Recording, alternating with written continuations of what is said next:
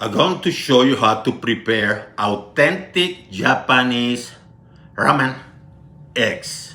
Or like they call in Japan's ramen. They pronounce it ramen instead of ramen. And this is the essential ingredients for your ramen, which is the soup that they create in Japan.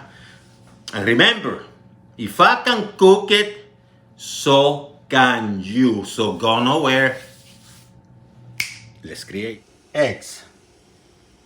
Light soy sauce, but you can use regular soy sauce, and mirin. In an already boiling pot of water, add the eggs. I let them boil from somewhere between 5 minutes and 45 seconds and 6 minutes. No more than 6 minutes.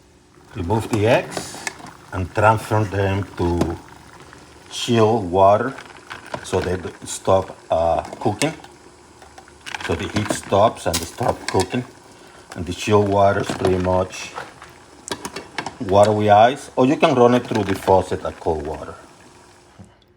And now you start peeling these babies.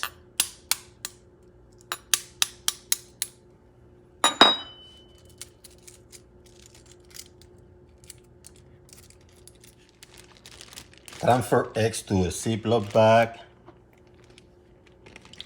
Add the sauce, soy sauce. Add the mirin.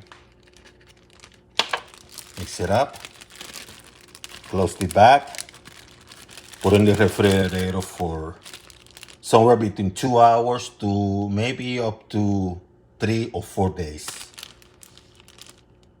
And now they're ready for your ramen soup, or like they say in Japan, ramen soup.